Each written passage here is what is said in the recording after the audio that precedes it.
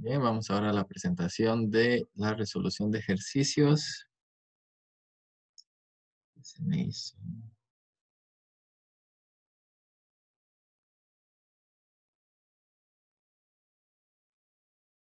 Listo, aquí está.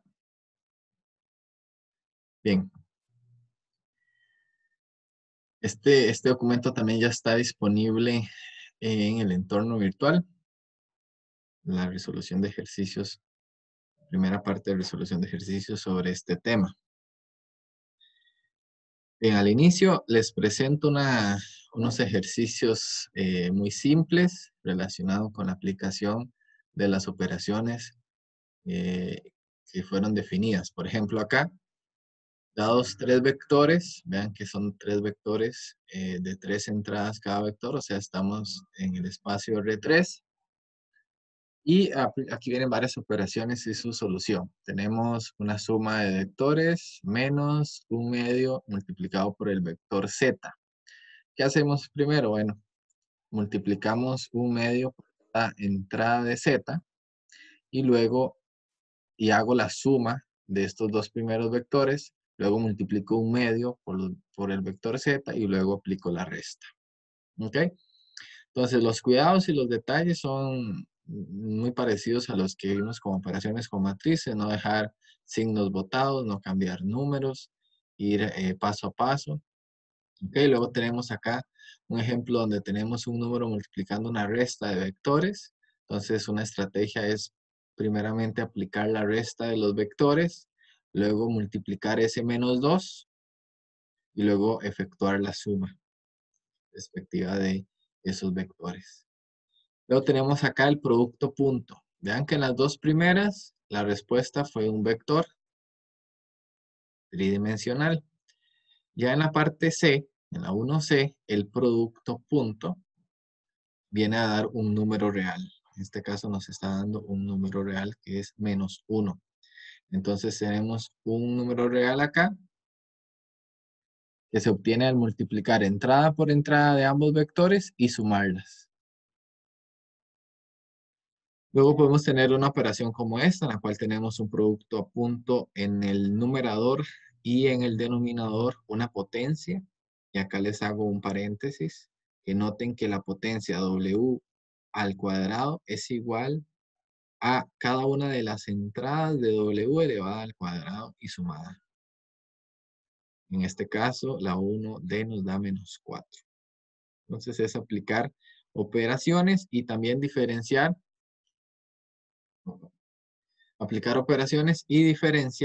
en cuando el resultado es un número real o es un vector. Luego tenemos acá estas operaciones con la norma del vector. Entonces, primero tenemos la pregunta simple, calcular la norma de V. Entonces, la norma de V es la raíz cuadrada del punto tridimensional menos 2, 0 y 3. Tomo cada entrada, la elevo al cuadrado y la sumo. Y obtengo la respuesta. Ojo acá. Comúnmente se puede utilizar calculadoras científicas para hacer los cálculos. Es muy importante que cuando estén elevando al cuadrado utilicen los paréntesis en la calculadora para que así tome toda la base con su respectivo signo. Porque si nada más elevan menos 2 a la 2, ese resultado les va a dar menos 4. Ustedes pueden hacer la diferencia entre elevar el menos 2 con o sin paréntesis. Entonces, la idea es que dé positivo. Entonces, por eso hay que colocarlo entre paréntesis para que entonces no dé menos 4, sino más 4, que dé 4 positivo. Otra cosa, van a haber respuestas donde estén involucradas expresiones irracionales. Por ejemplo, raíz de 13 es un número irracional, entonces puedo dejarlo expresado como raíz de 13 o calcular su respectivo punto decimal. Luego en la parte F, en la 1F, ya viene una operación con más pasos donde hay que calcular la norma de W menos la norma de Z menos W dividido entre el producto punto W por Z. Entonces, la estrategia de solución es ir calculando paso a paso.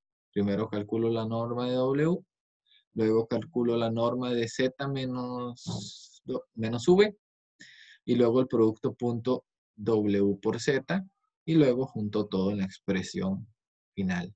Con este número que está acá, yo lo dejé expresado así, pueden calcular su punto decimal y ese sería aproximadamente el valor de la operación que estamos calculando. Es un número irracional.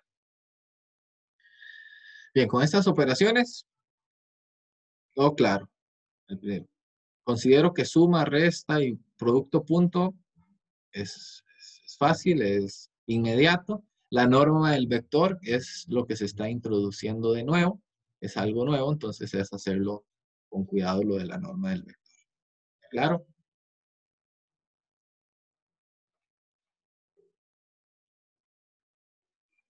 Ahora, pasando al número 2.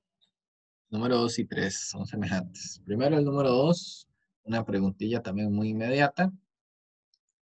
Dice, determine la distancia entre los siguientes vectores. Vienen dos vectores A y B y se tiene la fórmula de la distancia. ¿Qué es la fórmula de la distancia?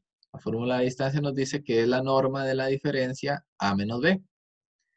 Entonces tengo que sacar la raíz cuadrada de y empezar a restar. Menos 5 menos 2 y elevarlo al cuadrado. Más 1 menos menos 1 y elevarlo al cuadrado. 3 menos menos 3 y elevarlo al cuadrado. Se hacen los respectivos cálculos aritméticos y se obtiene la respuesta. Raíz de 89 sería la distancia entre A y B. Entonces esa sería la aplicación inmediata de la fórmula de distancia.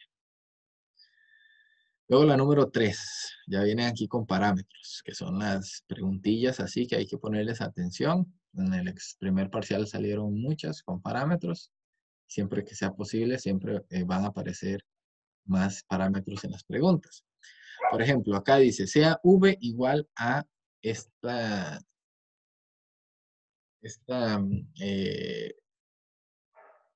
este punto tridimensional, M1 y 4. Y W menos 2, 1 y 0. Dice, determine el valor o los valores, el valor o los valores de M para que la distancia entre V y W sea igual a 5.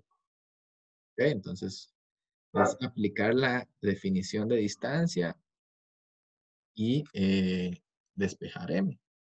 Entonces, vemos lo siguiente. Primero, la definición de distancia nos dice que es la norma de V menos W. Aplico la raíz cuadrada, tal como en el ejercicio anterior. Tengo que tener cuidado cuando hay un choque de menos. Por ejemplo, acá siempre es primera entrada menos la primera entrada del segundo vector.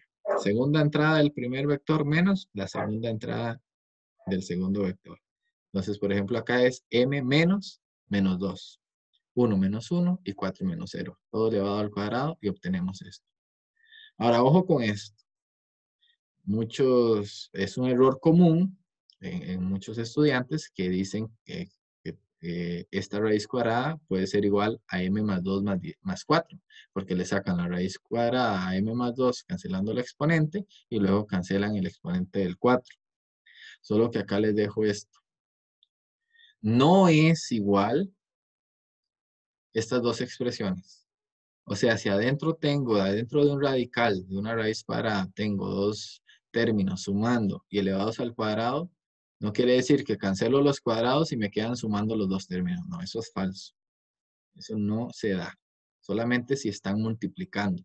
Pero sumando o restando es falso. Entonces, tener cuidado con eso y no hacer un paso aritmético o algebraico que no existe. Entonces, ya calculé la distancia en términos de m. Ahora, el enunciado me dice que se desea que esa distancia sea igual a 5. Entonces, si se quiere que esa distancia sea igual a 5, entonces tomo la expresión anterior y la igualo a 5 y observo que es una ecuación cuya incógnita es m y es precisamente lo que ando buscando, el valor o los valores de m. Entonces, ¿cómo puedo quitar acá la raíz cuadrada? Puedo elevar al cuadrado a ambos lados. Elevo al cuadrado a ambos lados y ahora sí, elimino la raíz cuadrada y me queda lo que estaba adentro de la raíz, m más 2 al cuadrado más 16, igual a 5 al cuadrado, que sería 25. Como es una ecuación cuadrática, vean que desarrollo esta fórmula notable, primer término al cuadrado más el doble del primero por el segundo término más el segundo término al cuadrado, más 16. Al darme cuenta que es una ecuación cuadrática, tengo que igualar todo a 0, entonces me traigo el 25 a restar. Factorizo y obtengo los valores de m, que es menos 5 y 1. Pueden claro que en el momento que tengan la ecuación cuadrática acá, pueden resolverla con la calculadora. Y entonces obtienen el valor de m, que nos dice que es menos 5 y 1. Entonces quiere decir que para valores de menos 5 o 1, la distancia entre estos dos vectores es 5. Entonces, ¿qué quiere decir? Que si en este hay dos posibles vectores que tienen distancia con v igual a 5. El vector menos 5, 1, 4 y el vector 1, 1, 4.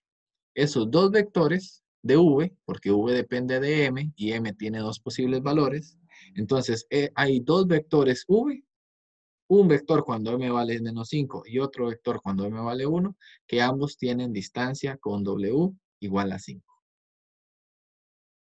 ¿Ok? ¿Está claro esa del parámetro?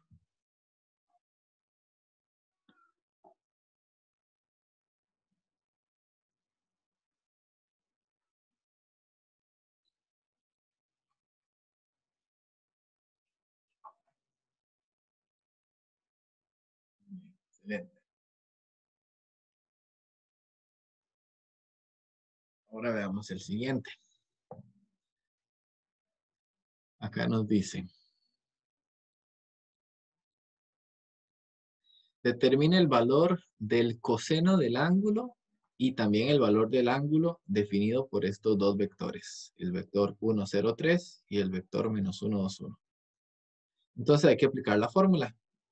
Coseno del ángulo θ es igual a el producto punto entre los vectores dividido entre la multiplicación de las normas de esos vectores. Entonces, como hay que hacer varios cálculos, lo que hago, la estrategia siempre que les sugiero es paso a paso. Primero calculen el producto punto, luego calculen la norma de ambos vectores. Entonces, haciendo todos los cálculos, entonces ya es solo sustituir en la expresión, en la fórmula, y listo, se calcula el coseno del ángulo θ. Entonces, en este caso, el coseno del ángulo θ es aproximadamente 0,26. Ahora, si se desea calcular el ángulo, para calcular el ángulo, lo que tengo que aplicar es coseno inversa. Entonces aplico coseno inversa de toda esta expresión y me dice que el ángulo θ es 1,31. Y efectivamente es un valor que está entre 0 y pi, o sea, entre 0 y 3,14. Entonces el ángulo θ es aproximadamente 1,31 radianes.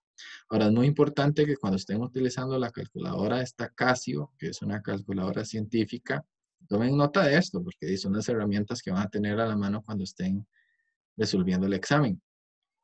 Y a veces hay que ingresar el valor o a veces hay que marcar con X. Tienen que darse cuenta, tienen que buscar que al no ser que se hable de grados, se va a trabajar con radianes. O sea, cuando se hable de grados, el enunciado va a indicar grados. Por ejemplo, calcule el valor del ángulo en grados. Entonces hay que colocar la calculadora en D. Arriba va a aparecer una D de degree. Entonces, creo que eso se activa con Shift Mode y ahí seleccionan los grados degree. Sin embargo, casi nunca se va a utilizar grados, solamente si el enunciado lo dice. Si el enunciado no dice nada, como en este caso, se supone que se están haciendo cálculos con radianes. Entonces tienen que buscar la R de radian, que está también ahí, se activa con Shift Mode y colocan los radianes. ¿Por qué? Porque si ustedes hacen coseno inversa y escriben esa expresión, les va a dar valores diferentes si tienen una D arriba o una R. ¿Ok? Entonces que tomen nota de eso. Ok, y el número 5, el ejercicio 5, final que les traigo, es el siguiente. También es aplicando la fórmula del ángulo. Determine X si se sabe que el ángulo...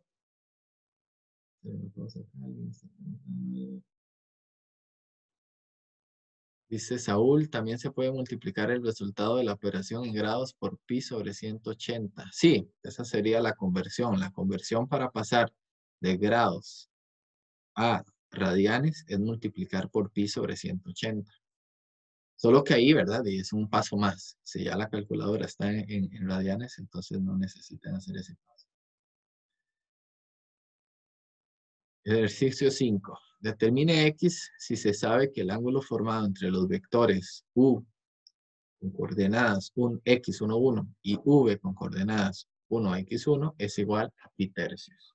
Entonces ya le están dando el valor de pi tercios y están preguntándole el valor de x para que eso sea, eso sea cierto, o sea que el ángulo formado sea pi tercios. Entonces se tiene la formulilla del coseno del ángulo. Ok, tenemos el coseno del ángulo igual al producto punto entre ambos vectores y dividido entre la multiplicación de la norma de esos vectores. Ahora tenemos que cita, el ángulo formado entre los vectores es pi tercios.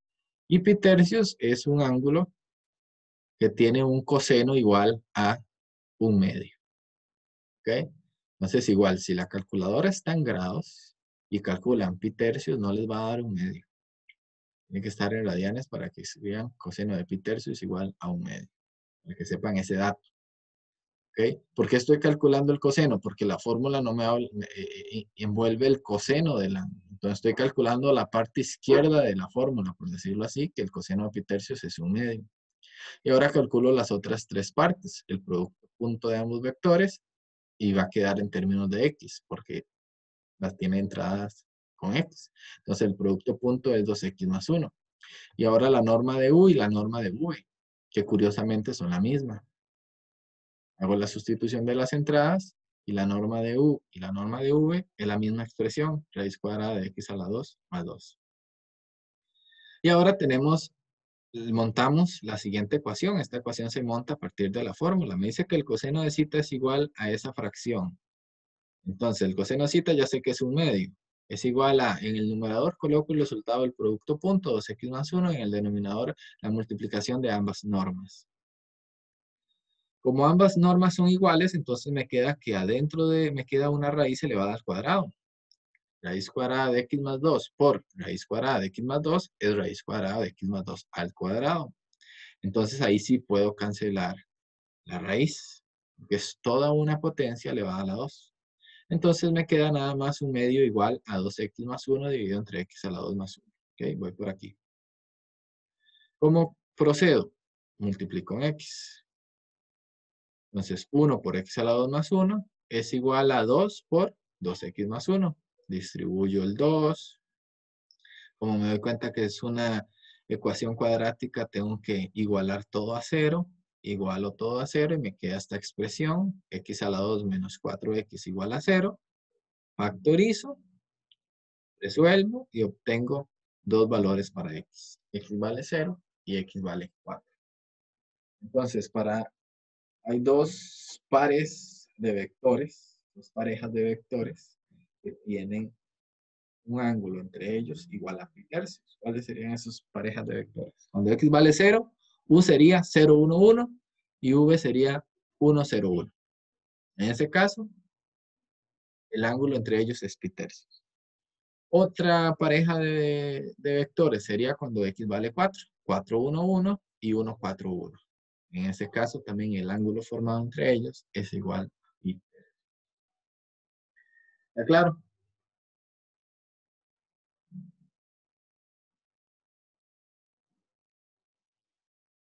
Excelente. Vamos ahora a devolvernos a la presentación teórica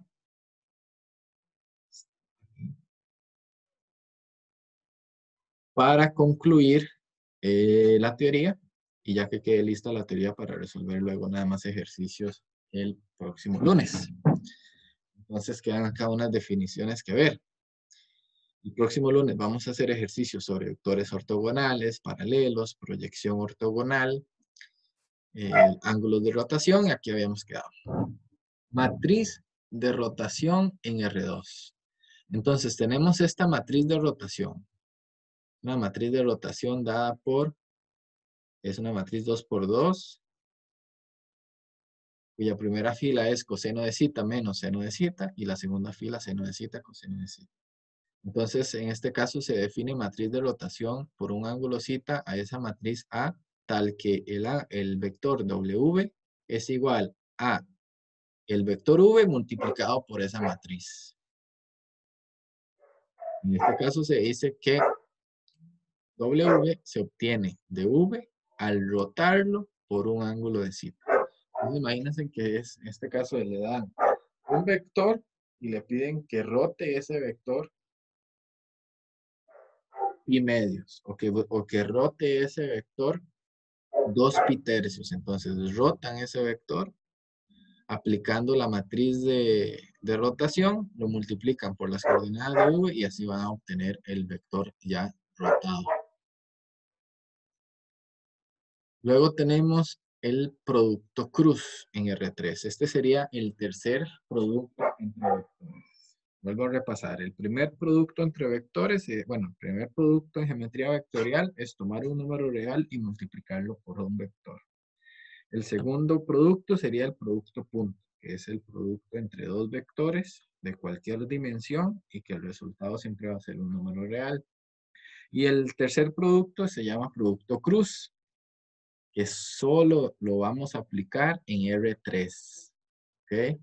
No en R2, no en R4, ni Rn, solo en R3. Entonces el producto cruz se aplica en vectores del espacio R3. Entonces tenemos dos vectores y el producto cruz se define como este vector que está acá. Vean que el producto cruz es un vector. ¿Ok? Es un vector. El producto punto es un número real. El producto cruz es un vector. ¿Y cómo obtenemos ese vector? Aplicando esto, el determinante. Para calcular la primera entrada, calculamos el determinante de V2, V3, W2, W3, o sea, las segunda y tercera fila. Entonces, y luego tenemos menos este otro determinante y luego el último determinante. Así lleno las entradas. Ahora, ¿será que vamos a calcular? Hay una estrategia para calcular esto de una forma un poco más inmediata. Sin embargo, esto es la definición. Por definición, estas son las matrices adjuntas. Recuerden, estoy quitando la primera fila. Aquí estoy quitando la segunda fila. Y aquí estoy quitando la tercera fila. Entonces aplico el determinantes y calculo las entradas del producto cruz. Ahora hay una fórmula. La fórmula para calcular el producto cruz en R3 se puede simular como un determinante 3 por 3 de la siguiente forma.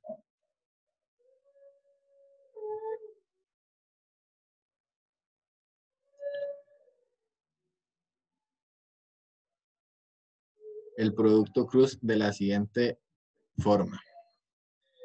Es aplicar un determinante con los vectores canónicos. ¿Ok?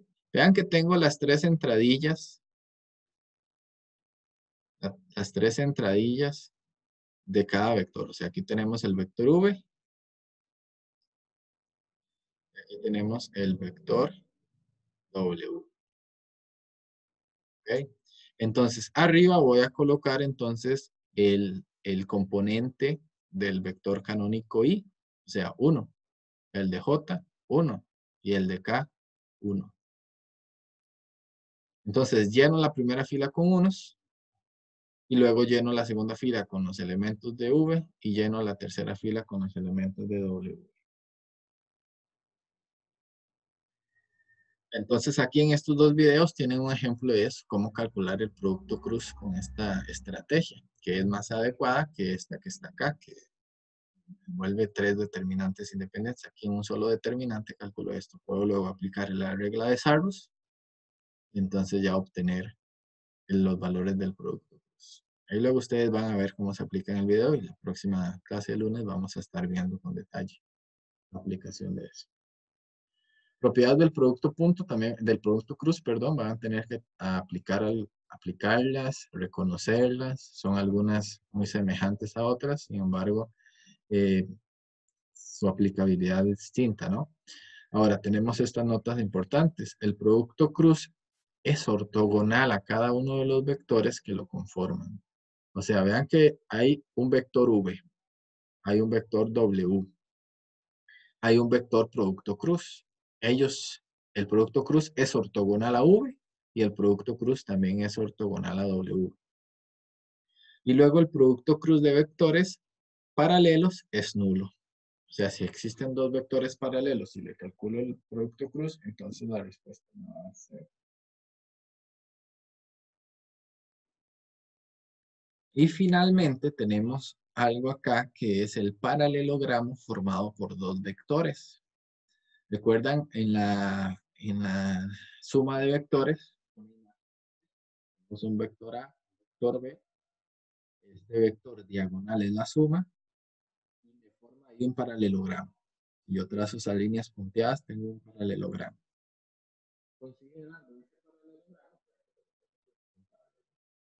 Entonces se obtiene al sumar dos vectores, siempre se va a formar un paralelogramo. Teniendo eso, entonces puedo calcular varias cosas del paralelogramo. Por ejemplo, una de las características, el vector A más B y el vector A menos B son paralelos a las diagonales del paralelogramo.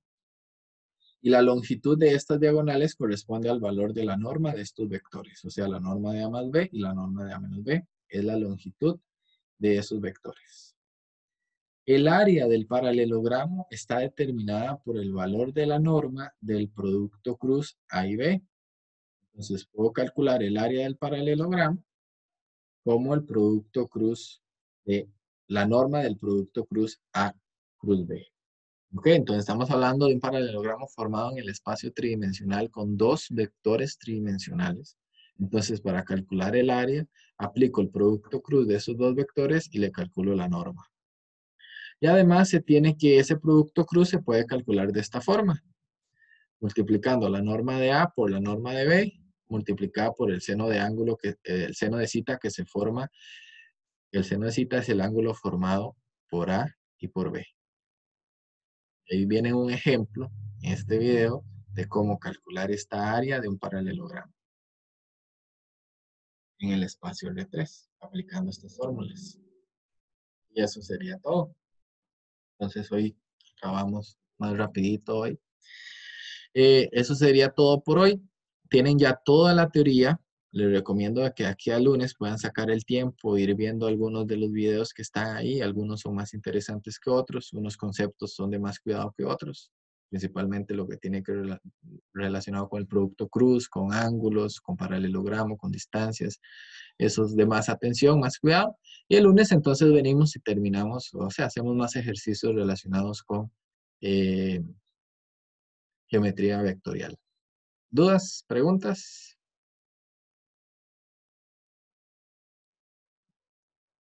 Si no, quedamos por aquí para irnos a almorzar. Okay. Gracias, profe. Bueno, por allá que lo vean muy bien. Feliz tarde.